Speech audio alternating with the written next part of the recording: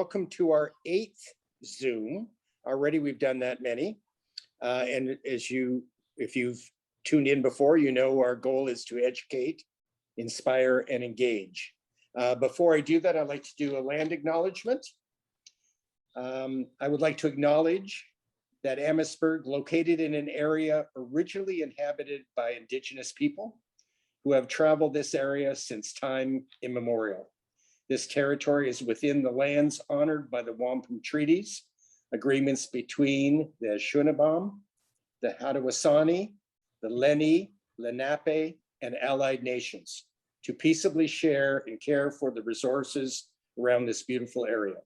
Specifically, we would like to acknowledge the presence of the Three Fires, Confederacy, Ojibwe, Odawa, Ottawatomie, and Huron-Wendat peoples. Next slide, please. We have a vision to help make Amherstburg even better. It's a great little community. Thrive's objective is to make it that much better. And like any good vision, we practice the values. The vision is the what, the values are the how, and our acronym stands for all of these values of timeless, healthy, relevant, inspired, valued, and engaged. Next, please. Tonight, I'm really delighted to welcome my friend virtually, Ken Greenberg. He's the author of Walking Home. Many in the audience and many of the residents in Amherstburg have purchased his book. I have it right here. Ken said something that helped me get him here.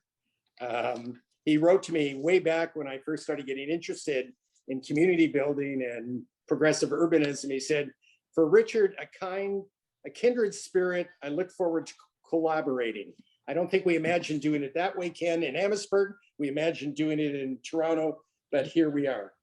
So I said, Ken is the author of Walking Home. He's an architect, urban designer, a community builder, a leader in livable communities. He has experience, understanding in helping and improving cities across the world. Ken, welcome, a virtual welcome to the beautiful town of Amherstburg. Over to you. Richard, thank you very much. I'm going to share my screen now.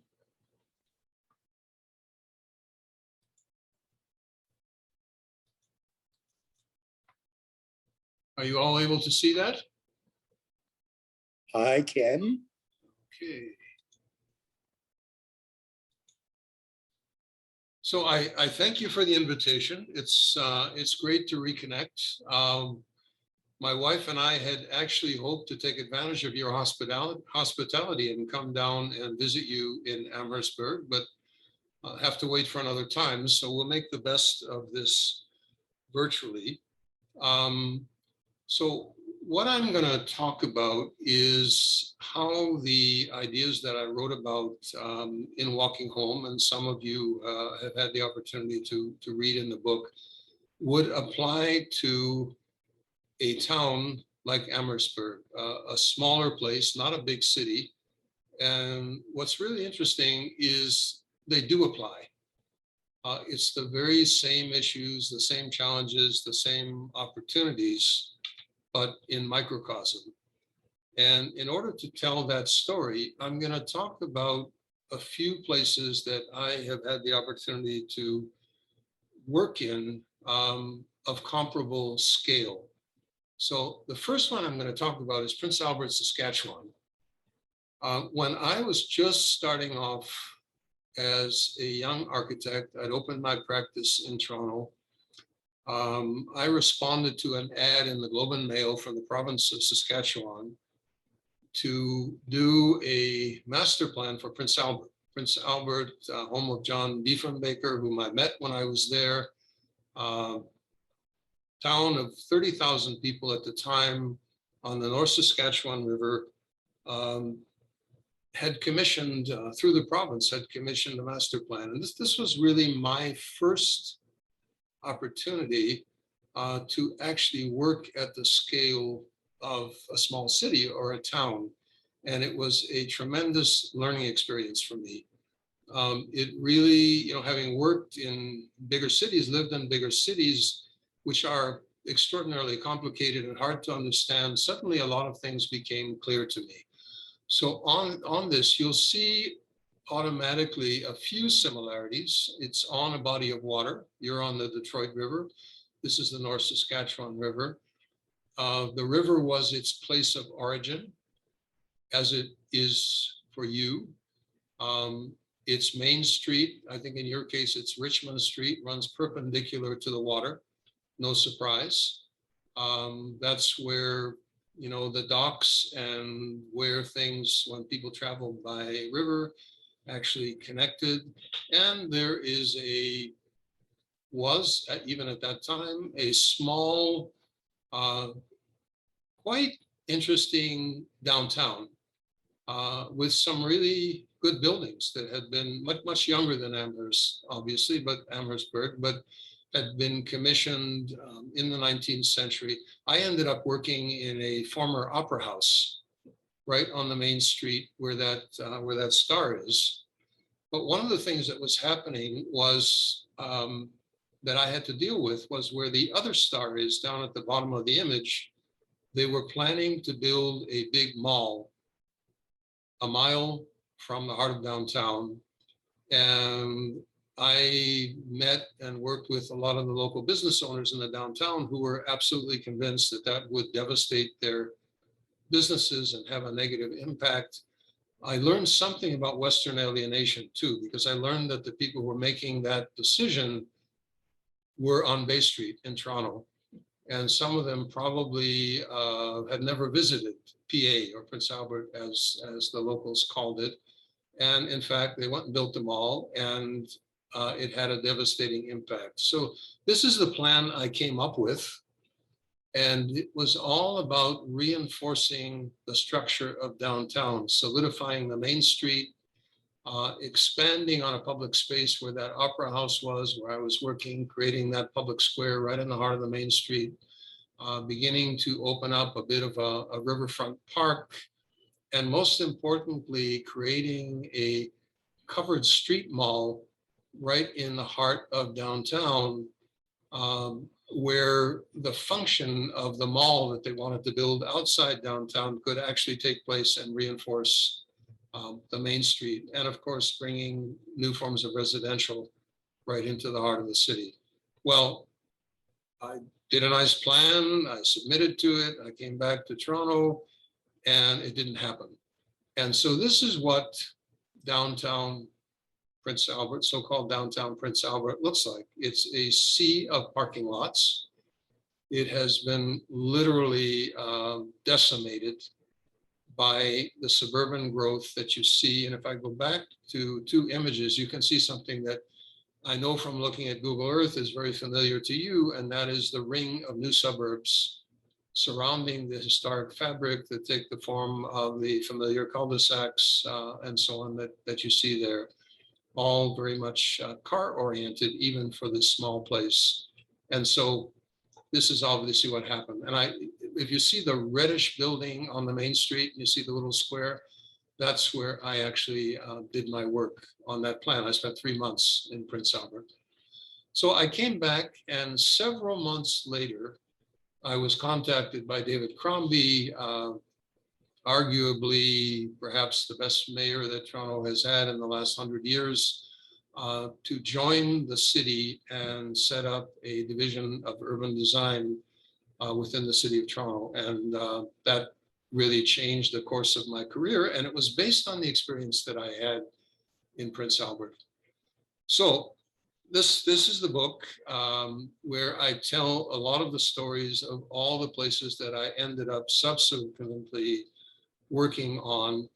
And one of the main drivers of my whole career has been can be summarized in this little cartoon I put together, which is how we evolved from a species on foot and on bicycle to on cars, and how we're working our way back. We're working our way back out of auto dependence, getting back on our feet, hence the title walking home. A key point in that journey occurred in 1939, the New York World's Fair, with this remarkable diorama, Your World of Tomorrow, which General Motors put together.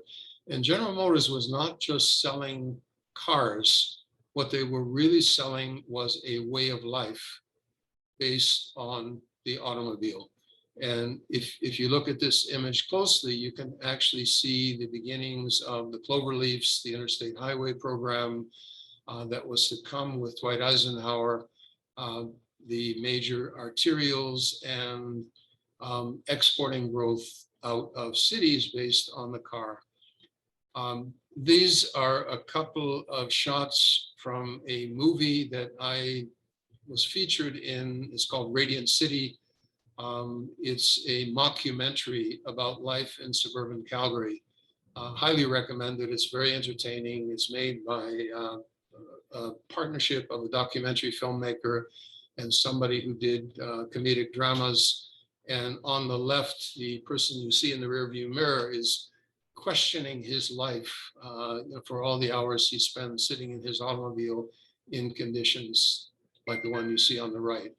So what happened over a period of time is we went from the kind of images that you see on the left to a world that you see on the right, which was really constructed around the automobile. And what's interesting, if you look at the top left, is that imagery, which is Front Street in downtown Toronto, created in the 19th century, lends itself beautifully to 21st century life.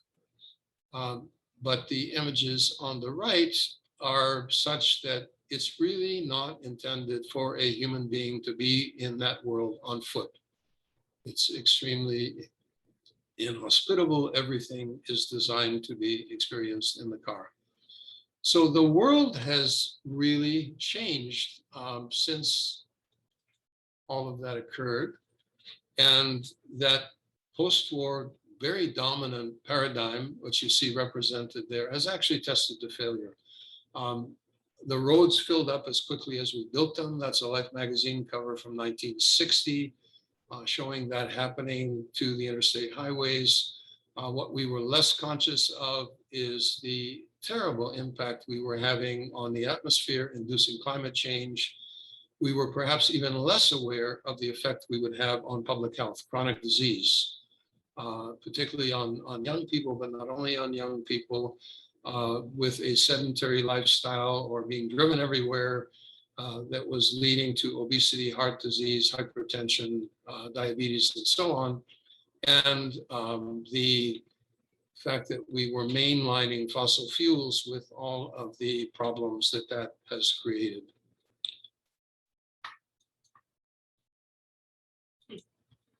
So what we're living through now is a second paradigm shift, a reactive paradigm shift with a focus on healthy placemaking. And you see the two paradigms represented side by side here, the auto-dependent world on the left, a world on the right, which is all about active transportation. It's about walking, it's about cycling, it's about mixed use, about being able to live and work in places that are close to each other, to do our shopping on foot, all of the characteristics that we are seeking presently. And I'll jump in right away and say that small towns like yours have an inherent advantage when it comes to this, just based on sheer size and proximity. So on the left, you see actually taken from a site called the American Dream. That was the goal. Every house with its garage and a fleet of automobiles, one for every person over 16 years old who could drive a car, and all that that entailed, and a kind of action-reaction, which is being led by a variety of things, economic, demographic, environmental, and essentially that post-war North American dream is losing its luster, and it's being replaced by a very potent competing dream with very different priorities. And the idea, especially for many young people now, who are voting with their feet is being able to live in a neighborhood where you can walk to buy your groceries, ride a bike to school, or to a local park. Now, the older neighborhoods surrounding our cities, and I'm assuming that that's the case in your town, actually have those characteristics. This is the beach in Toronto, the east end of Toronto, where I lived for 27 years. And if you look at this photograph, what's really interesting is the larger roofs that you see on the right-hand side of the images. Those are truly beautiful fourplexes with great verandas. The beach, the boardwalk at the bottom of the image, Q Beach Park on the left. And you can see at the top of the image, Queen Street, Main Street, the local shopping street. There's a library, Carnegie Library up in the corner of the park. There's a softball field. Everything that people want in the course of their daily lives, for most purposes, including local schools, is available within that relatively short walking distance.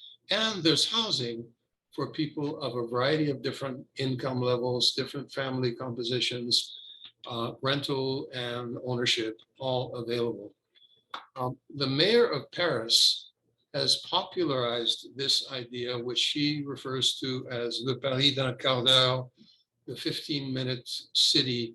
And this is a diagram that she and her staff produced with my house in the middle, chez moi, and surrounding it, everything that you can think of that you would want to access in the course of your life, relatively accessible within a 15-minute walk or cycle trip from where you live. This has really become an ideal.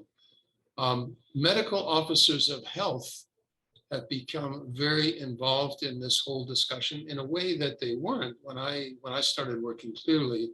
And this is something that the medical officer of health in Toronto produced, and this was long before COVID, which correlated walkability, and the darker colors represent low walkability, and as the colors get lighter, which corresponds pretty much to the pre-war city of Toronto, the old city of Toronto before amalgamation, have high walkability, and the outcomes in terms of both infectious disease and chronic disease are much higher, and there's a really strong correlation with a lack of walkability.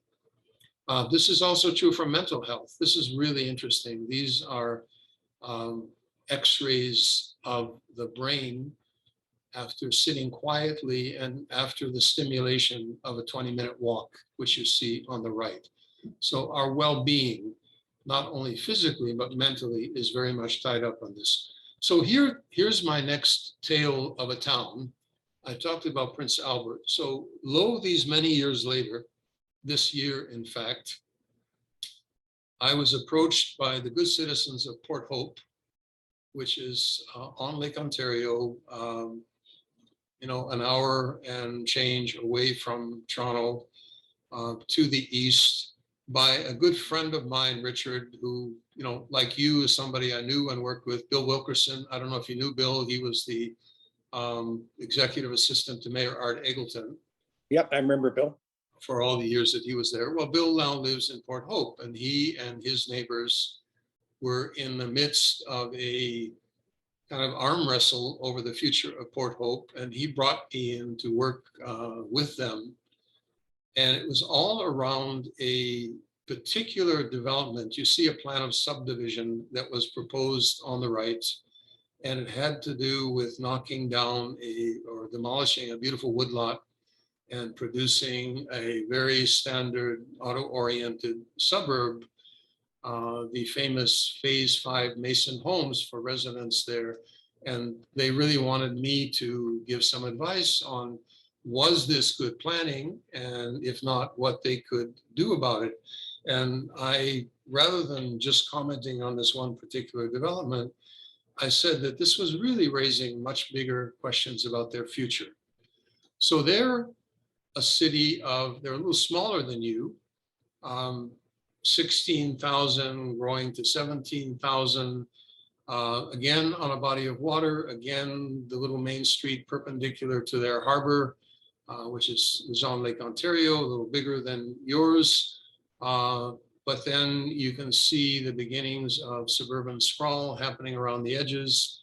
And it has a very unique setting in an agricultural hinterland like you. And so how growth occurs and how do they keep the town alive and how do they bring in young people and make it attractive and vibrant and build on their strengths was really the question. And how that next generation of growth occurred had enormous consequences. And I did a little bit of digging and was not surprised to find that this particular development that they had asked me to look at was to be followed by a whole series of additional phases of development, which were of the same ilk. And so what happened here, the decision that was made here would have much bigger implications.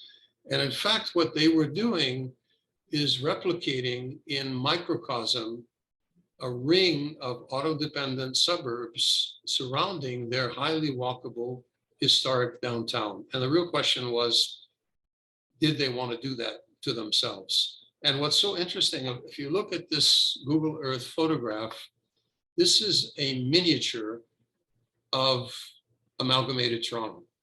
You can literally, you could look at this, and if you blow it up 10 times, you have the historic city of Toronto in the middle, and then you have Scarborough to the east, North York at the top, Etobicoke to the west, and it is just the same pattern, just at a much smaller scale.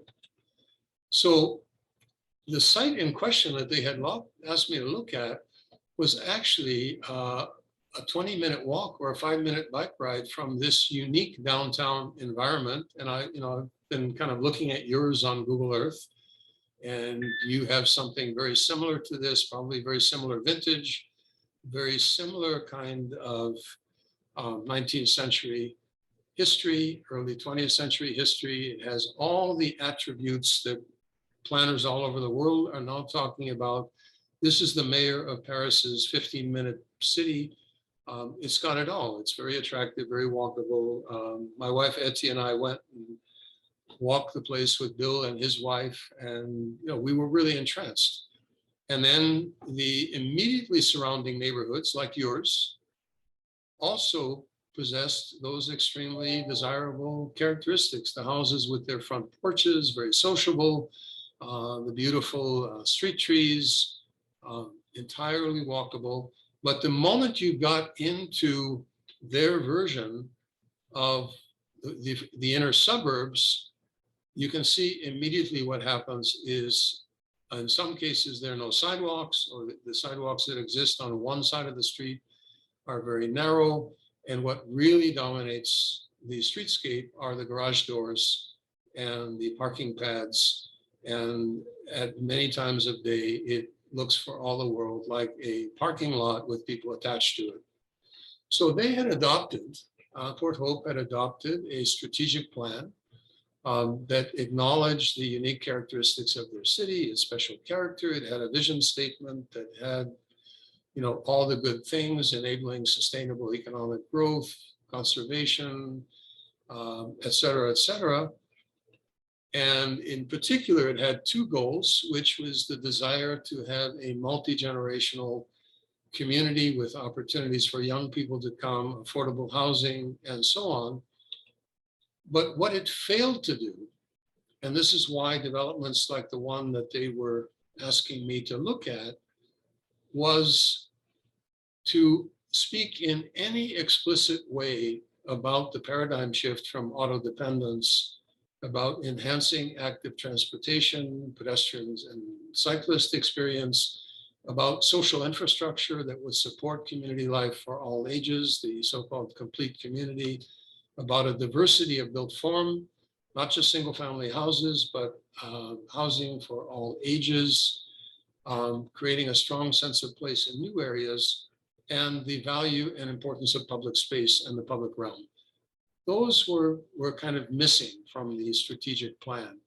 So in the absence of that, there was a disconnect between the values they were espousing, adopted by their council, and the fact that they were in a sense on automatic pilot and they were following a recipe for a dish that they really didn't want, which was an auto-oriented monoculture that lacked the very characteristics that made Port Hope so special.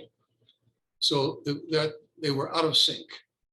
And the technical reviews that took place of that development by city staff looked at it through a series of very narrow lenses.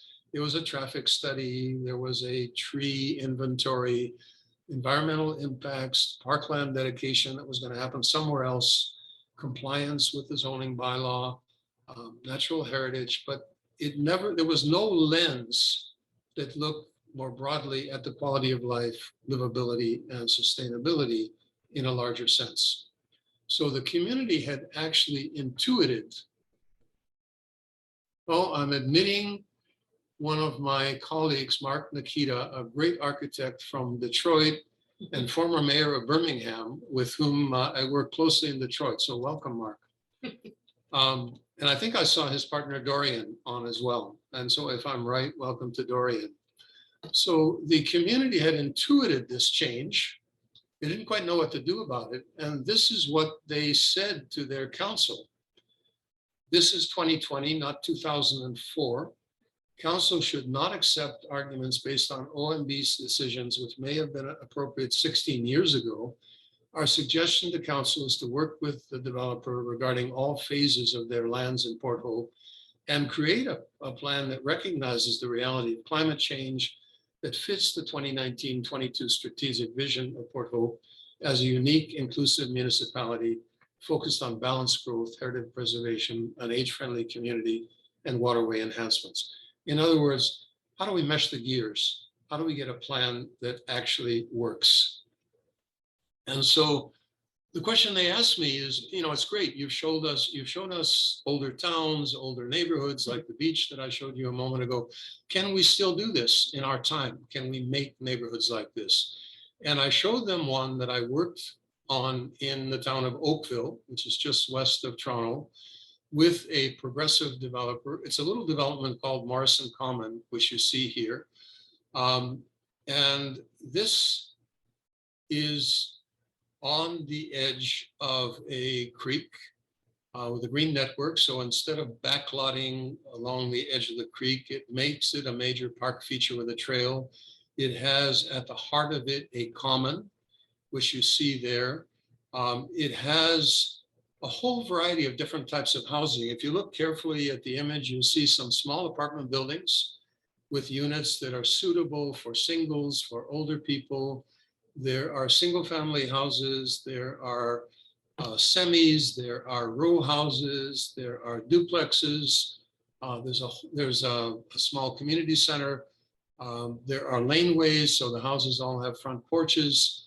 And the test of these places is, of course, the resale value.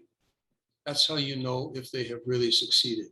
And this, in a sea of the more typical suburban pattern, immediately became extremely popular. And this is just a little zoom into that. So the point is, this is entirely possible to do for contemporary developers with a very good return on investment and do this kind of community building. So here's another example from Brampton, where for the last 2.5 years, again, west of Toronto, a city now, which will eventually be 1 million people in the next couple of decades, very quickly growing on the edge of Toronto. And I'm working with another very progressive developer. In this case, I'm advising the city on a developer-initiated plan for a diverse, multi-generational neighborhood. The developer is Daniels. They're terrific. They did Regent Park in Toronto. You probably know them, Richard. So this is their plan, and I'm letting somebody else in. And the plan is, again, that theme, like what I showed you in Oakville, and they arrived at this completely independently from me. The heart of this is a commons that everybody can walk to, which has in it elements for all ages. It's got a variety of housing from 12-story apartments, 4 to 6-story apartments, rental and condominium. It has live-work units. It has stacked townhouses. and it has townhouses, and it is specifically designed to have that variety. So if you look at the bottom, the demographics they're looking to serve are a family, a young couple, they call it a business person, somebody in earlier stages of life, seniors, young professionals. And so housing that would suit all of those in close proximity intermingled around that public realm. And here is another image, the public realm pen, which is a key feature. And you can see the greenways, the bike paths, the small parkettes, all of things were missing in that plan that I showed you from Port Hope. There was no such public realm plan. It was just streets and houses and garages. And that was pretty much it. And this is the key, that in the commons, there was a little skate park designed for kids. There was exercise equipment for seniors. And I see this over and over again in the great neighborhoods, that is where people of all ages can be together. They're not sorted out by age or by income or by interest. And I'll just, as a slight tangent, I grew up as a kid in Brooklyn, New York, and my neighborhood park was a touchstone for me. I spent all my waking hours after school until it got dark and I had to come home in the park. And in the park, there was handball, which is a very popular sport in New York, basketball, there was a wading pool, and there were tables. There were all the playground equipment, the swings, the climbing, the monkey bars, all of that. But there were also places where older people in the neighborhood sat and played cards and played chess. And we were all there together, and parents could look after their kids. And that's what's being replicated here.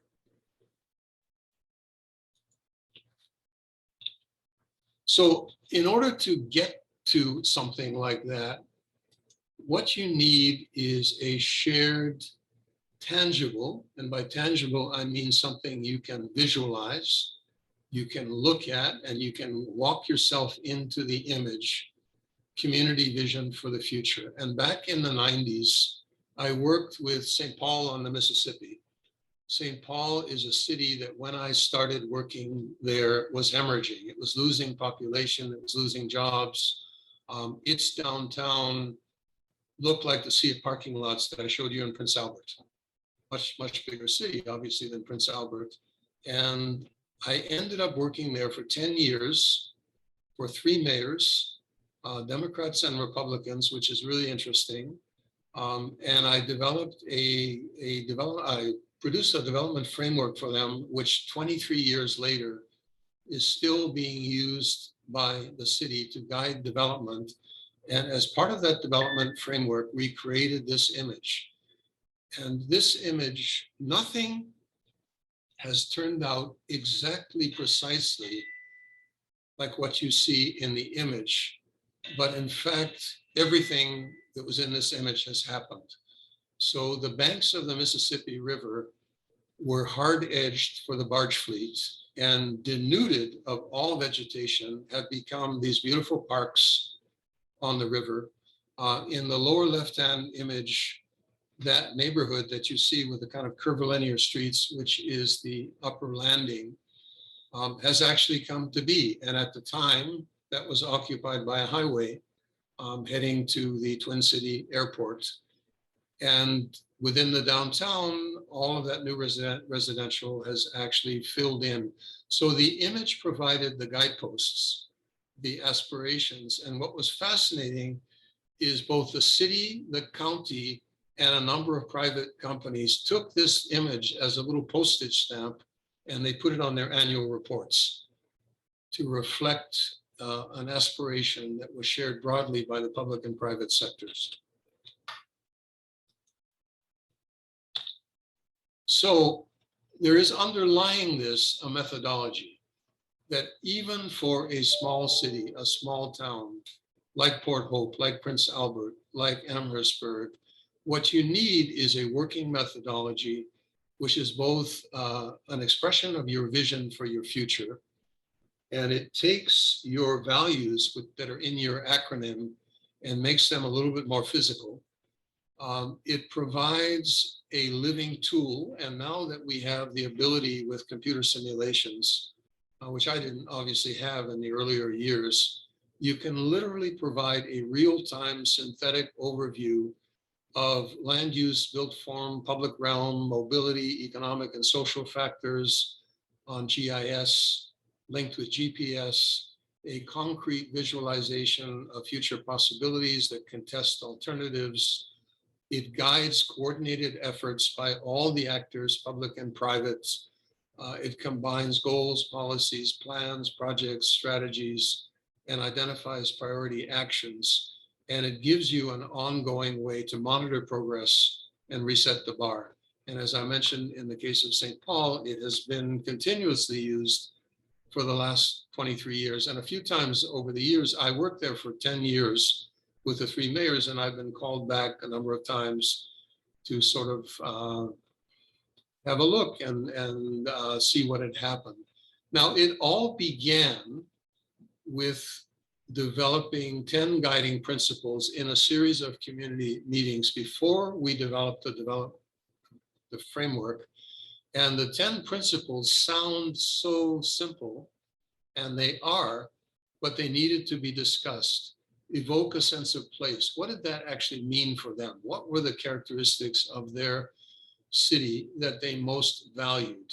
The Mississippi River, the unique bluff formations, the creeks, the things that were very particular to them, the unique urban ecology, investing in the public realm. I set up a design center in St. Paul, which is in a storefront office outside City Hall, and I had all the city employees who worked on the city were given two passports. One, they worked in the design center, where I served as interim director for a year to be replaced by the head of public works, the head of parks in turn. It was a rotating chairmanship, and it was all about investing in the public realm, about broadening the mix of uses, improving connectivity, ensuring that every building that came along could be evaluated in terms of broader city building goals and building on existing strengths, preserving and enhancing heritage resources, which you certainly have in a very rich sense, a balanced network for movement, and fostering public safety. So these 10 principles became like a constitution that people constantly referred back to. So I said to the good folks in Port Hope, this is the kind of broader perspective they needed to have to guide development and evaluate what comes next. It was about the health and vitality of the forest, not the individual trees. And in addition to putting their efforts into hiring lawyers and fighting a particular development at the Land Use Tribunal, LPAT, or at the time OMB, they really needed to take a step back and develop this broader strategic vision. So my final image to you, and maybe to initiate a conversation, is, does the shoe fit, and do you recognize yourselves in the picture that I painted?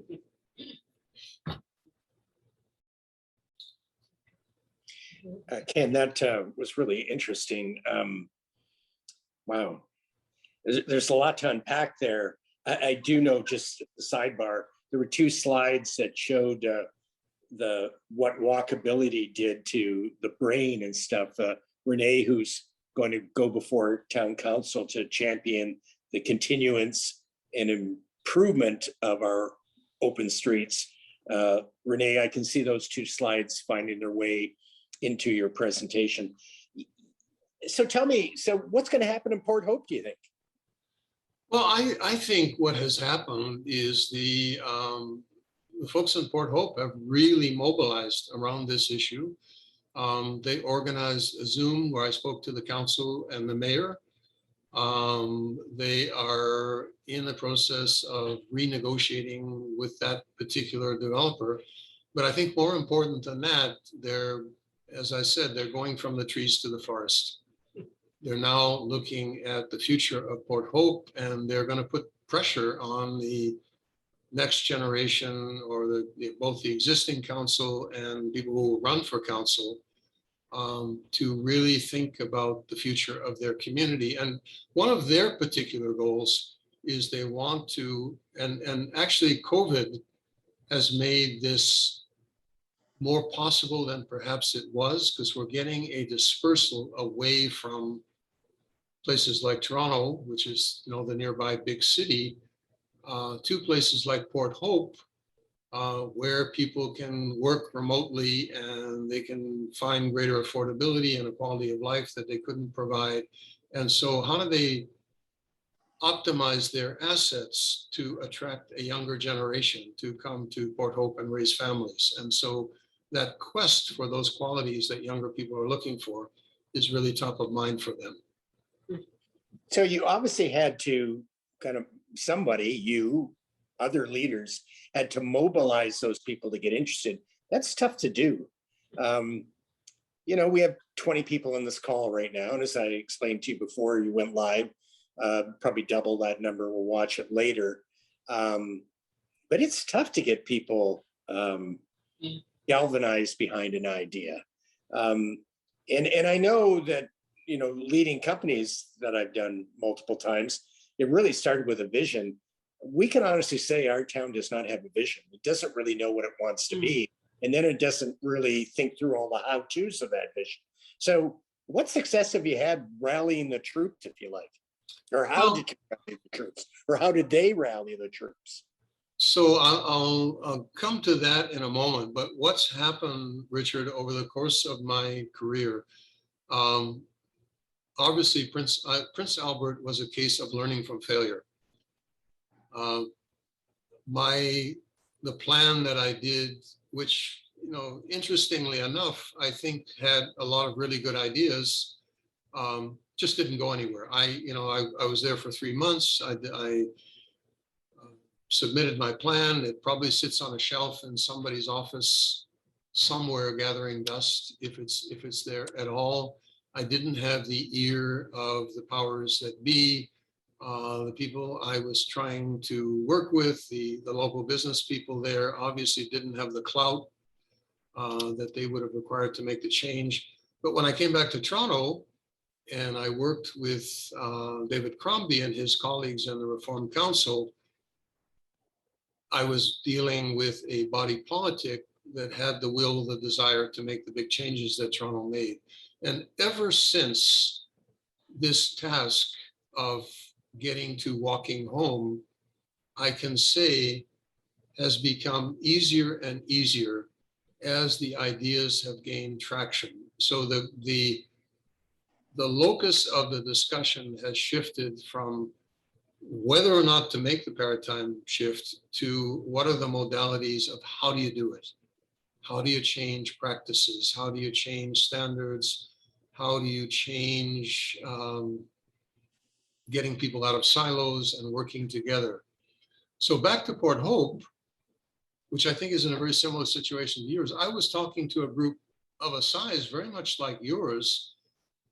Sometimes what it takes is a threat to mobilize people. And in the case of Port Hope, what got them to call me, what prompted Bill Wilkerson to give me a call, was the very real threat of a beloved woodlot being cut down to make way for this pretty banal and unfortunate development. But it was really stopping the threat that got people initially to come together, got them excited. Having then come together, and they weren't necessarily a group before that. They were just people who shared a common interest in the environment, in their future, who cared about their town. They then sort of built out in ripples from that to bring in more and more people and realize that the issues were bigger than just the saving of the single woodlot. So sometimes it takes a galvanizing moment to bring people together, but I'm quite convinced that they, like many of the other places that I've had the opportunity to work in, have made that shift. St. Paul did it back in the 90s. Brampton in 2018, which you know Brampton. I don't know if everybody in the call is familiar with Brampton. Brampton is the textbook case of post-war suburbia, auto-oriented suburbia. But in 2018, they had a tremendous community effort led by my colleague, Larry Beasley, who was the former chief planner of Vancouver, where they got thousands of people involved in creating what they call the 2040 vision for Brampton. And they explicitly, among the 905 municipalities, said, we want to move away from auto dependence. We want to change. We're growing at an astonishing rate, over 20,000 people a year. We want to make sure that all those new additions to our city don't take the form of auto-oriented, auto-dependent sprawl, but actually development that will take the form of 20-minute neighborhoods, 15-minute neighborhoods, oriented to transit with active transportation, with inclusionary zoning for mixed income, with housing for young families. And that's what I've been working on with them for the last 2.5 years, and with the full support of Patrick Brown, their mayor, and the councillors. And I've seen that in Markham, I've seen it in Vaughan, I've seen it in Oakville. Jason Thorne, whom you had from Hamilton, as you probably know, is pursuing the very same goals in his community. So it's become a movement more than just an idea. I've got a lot more questions for Ken. Listen, I know that Donald's out there, Matt's out there, Frank's out there. People in the audience, do you have questions for Ken? Corey, is there anyone put their hand up? Yeah, so if you can put your hand up in Zoom or simply unmute yourself, that'd be great. Or if you'd rather add your question to the chat, we can read it off that way as well. Hi, Corey, it's Jeff Owen. I don't know if you can hear me, but if you can, I have a question. Yeah, go ahead, please. So first of all, Mr. Greenberg, thank you so much for taking your time to walk us through this vision that I couldn't agree more with you. My question, Amherstburg, I've lived in Amherstburg for 25 years, and I live in what is known, I'm sure the people on the call will know, the Anderton Township portion of Amherstburg. So essentially I'm about 5 kilometers outside the town core. And Amherstburg is like a group of essentially small towns surrounding the core of Amherstburg.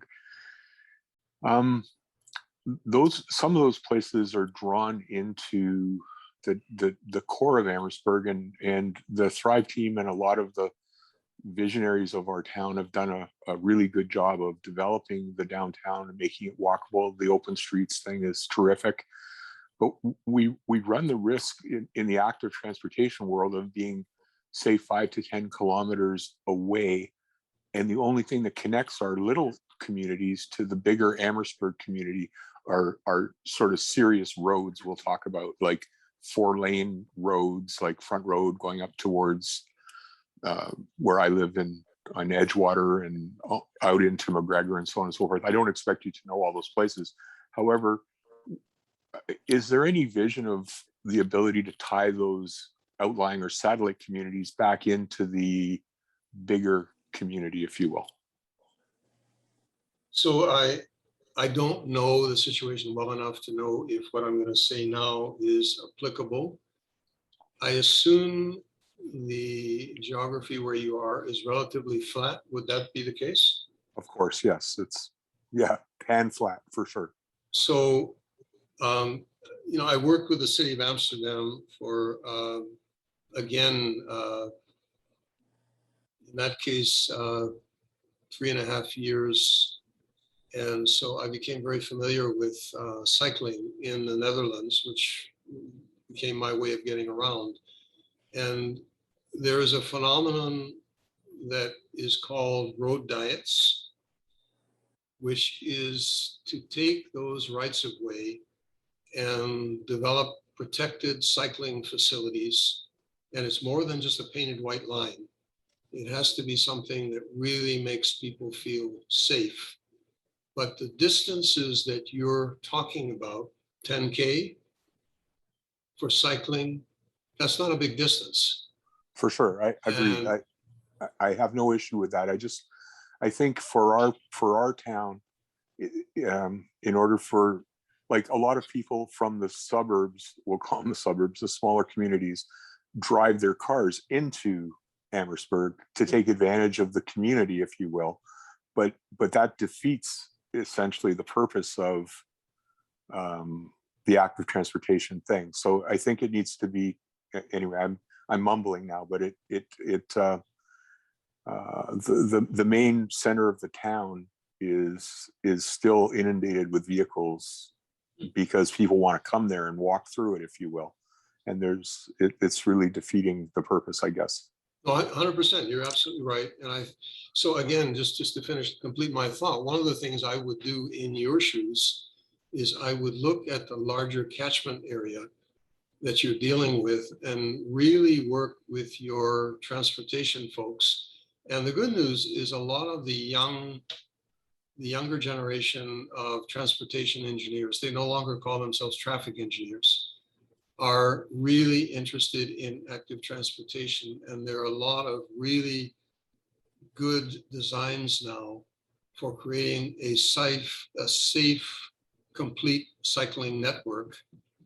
Now, that won't get rid of all those people driving into town and seeking parking and overwhelming your downtown and putting pressure on more parking. But a lot of people within the distances that you're talking about would find that for much of the year an actually really enjoyable and appealing way of getting around. So I guess my point is I would reach out and see to what extent you could actually get that to start to happen. Thank you very much for that. I agree. And thank you, Mr. Petty, for organizing this all up. I appreciate your time.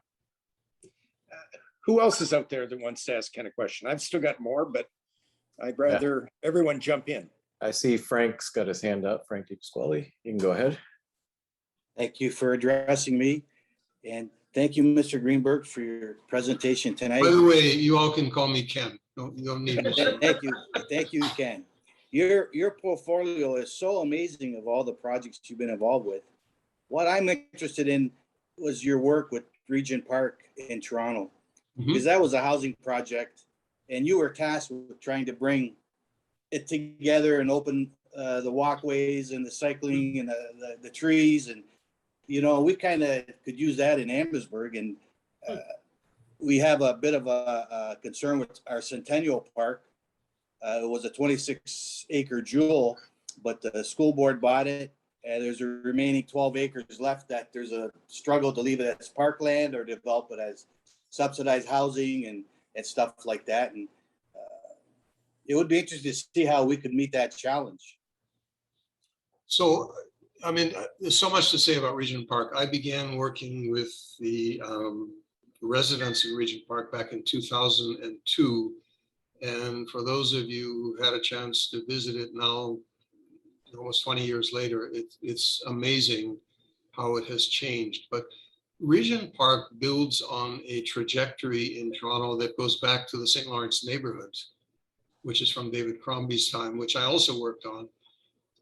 And it is proof of concept of the great value of mixed income, mixed use, mixed household type neighborhoods, and how incredibly successful they can be if they have great public realm and great social infrastructure. So the miracle of Regent Park, and I think I can say that without hesitation, is what was a formerly kind of forbidding territory in the form of a major monoculture of public housing in some difficulty, but which in terms of social capital had some great folks living there, has been turned into probably one of the best places in Toronto to raise a family. It has arguably the best swimming pool in the city, the Aquatic Center. It has the spectrum for the arts with the Center for Social Innovation, with a whole array of arts organizations. It has a great community center. It has a great school, Nelson Mandela School. It has local shopping. It has all the characteristics of that 15, 20-minute neighborhood that I've been describing. And most importantly, it has that full variety of housing options, both in terms of income, but also in terms of dwelling sizes, serving different family types. And it's considered to be one of the most desirable places to live in the city. So I would encourage people to look it up. There's a ton of information about it. But I think all the lessons of good community building, and what's fascinating now is this site, which was in the Toronto Community Housing's portfolio as a public housing project, has now become a model for private developers who are trying to emulate it in their market produced communities. So really, really interesting lessons. And I think all those lessons are entirely applicable at every scale. So the master developer for Regent Park is the same developer who did that project that I showed you in Brampton. And he took the lessons from Regent Park and he was applying them in Brampton. So I thought Frank was going to ask you a question about heritage because he's working on the heritage white paper. So what can you tell us about the merits, the importance of heritage conservation districts? I think they can be extremely valuable. They have to be done skillfully, so they preserve valuable heritage, but they don't sterilize those areas. They allow for the new to be intermingled with the heritage assets, and they don't specifically avoid fake heritage. In other words, calling for architecture that pretends to be of another era. UNESCO principles for building in heritage areas call for a clear distinction so that each component of building, each layer that's added speaks to its own time, even though it's respectful of the heritage.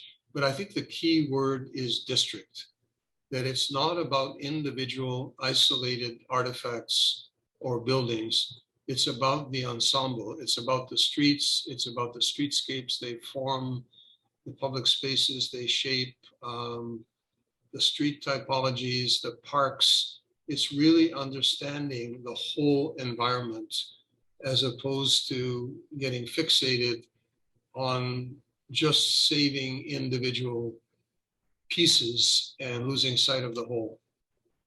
Okay, thank you. Anyone else out there?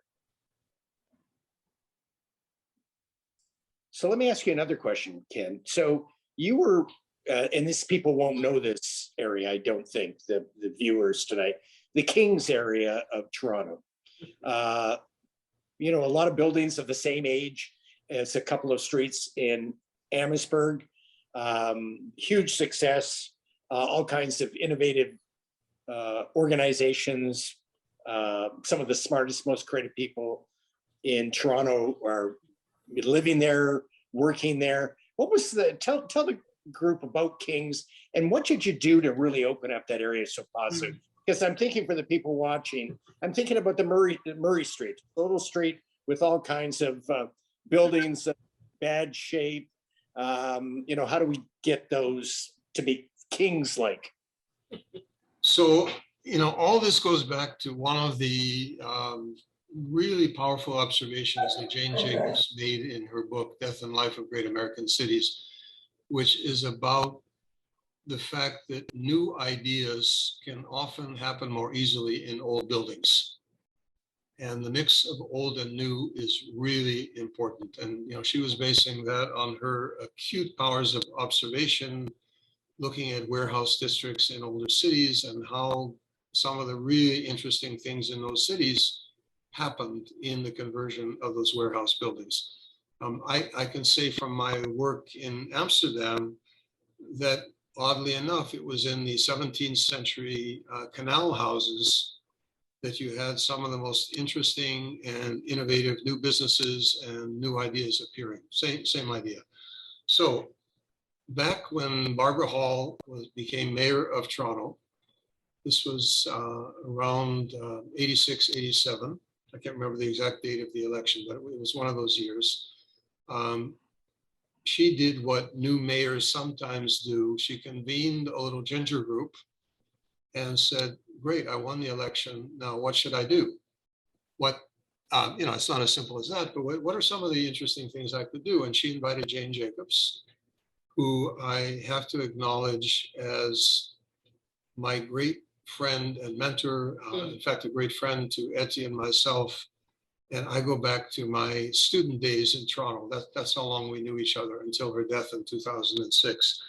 Anyway, Jane, myself, a developer who specialized in heritage properties, whose name was Bob Eisenberg. He worked in the St. Lawrence area. And for those of you who know Toronto, he is the owner of the Carpet Factory in the West End, which is a great example of heritage preservation. An economist named Gary Stam, and Paul Bedford, who was then planner with the city, and we sat around a table in Barbara's office, and we hatched this idea that on the shoulders of downtown Toronto, there were these two districts, Kings, Spadina, and King Parliament, and that's how we got to the name the Kings, which were 400 acres of former industrial warehouse, factory buildings, factory lofts, which zoning prevented from being used for anything but industrial uses. And so we took a page from Jane's book, and the whole idea was just astonishingly simple. We abolished land use zoning for the 400 acres. We said you can do anything in those buildings that you wish, as long as you don't violate provincial regulations for toxicity. Not that anybody was going to produce a new version of a glue factory, but that we were well and truly covered by provincial environmental standards, but any use would be permitted. And what happened as a result of that in 20 years was nothing short of astonishing. We got something like 55,000 new housing units and more people working in the Kings than had ever worked there during the height of the industrial era. New economy businesses and new buildings inserted within the older buildings, which continues to this day. But very important to that was that along with removing the zoning impediments, there was the idea of community improvement plans, which called for upgrades of the public realm, which called for breaking down the big blocks with finer grains of pedestrian laneways and mews, improvements to parks, introducing public social infrastructure, which didn't exist before, schools, daycare, libraries, community centers, all of those things as well. And I think it's one of the great planning success stories of Toronto. Now, I don't know what it would take in Amherstburg, if there are any impediments to people actually adaptively reusing those buildings, but you might talk to people who want to do it and see what's holding them back, if anything. Yeah, they're not zone warehousing like the Kings area was. I think it's the improvement incentives. One thing that I think Frank's working on this. I think Mac Wright is on this call. We're looking at our incentives enough, the improvement incentives, and we're benchmarking them against other like towns. What do you know about how Niagara-on-the-Lake turned itself around? I know what it turned around to. I don't know as well the turnaround story, to be honest. I would be speculating, but I think Niagara and on the lake and the Niagara Peninsula. Let me broaden it out. The Niagara Peninsula And I have done work with the Niagara Peninsula, with the region and with some of the other areas in the Niagara Peninsula, which you are, in a sense, connected to, has these amazing assets. It has places like Niagara on the Lake. It has a variety of small towns and villages. It has the Welland Canal. It has the wineries. It has the beautiful beaches on Lake Erie. And it was undergoing a wave of the very kind of thoughtless suburban sprawl, which was eating away at the agricultural lands and was undermining the peninsula in much the way that happened in Prince Albert and was at risk in Port Hope. And I think what the region is attempting to do now is to direct new growth into into those more walkable combination of new neighborhoods and reinforcing some of the existing towns. And that's even on the periphery of Niagara on the Lake, the same issue is arising, so that you protect the assets and you direct as much as you possibly can all of the new growth into a more desirable form. And I think there's some pretty decent examples of that happening, from Hamilton to St. Catharines to Niagara on the Lake to Welland to all of the communities in Niagara on the Lake. I think it's a magnificent opportunity for the region as a whole. So Ken, early in your presentation, you talked about this paradigm shift, a new shift away from cars. I'd like to believe that, man, the cars are not giving up the fight easily. And, we're going to see them widen the 401 when we all know that that's induced demand. It'll just fill up with cars again. So I hope it's a new paradigm. We're looking for kind of a new paradigm in Amherstburg to build on its strengths, to protect its strengths. So listen, thank you very much for doing this. I hope that you and Eddie can get down and visit Amherstburg at some point. We're making changes now, nice changes, and come around in maybe half a year or something in the spring when COVID hopefully is finally controlled. And listen, I might be chatting with you about another idea I have that's not having you volunteer. It's actually something I think you can help us with. But Etty there now, who for everyone, they're big cyclist, and she recently broke her arm cycling. Yeah. Okay, we would love to. Thank you all, and have a good evening. Yeah. Okay. Thank you. Just let me close up with a slide first of all. Here we go. So one event that we do have is this Sunday. Ken would be familiar with the tactical urbanism concept. What we're trying to do here, Ken, is open streets are very popular with adults. We don't have very much other than bring the kids down for an ice cream cone. And so what we've been doing is programming one of our streets for kids. And we've done it once. We're doing it again this Sunday with even more acts, a couple of surprises, and we researched the heck of it. So what do people think of it? Should the town invest monies in programming in their 2022 budget? So please, it's free. Everything's free.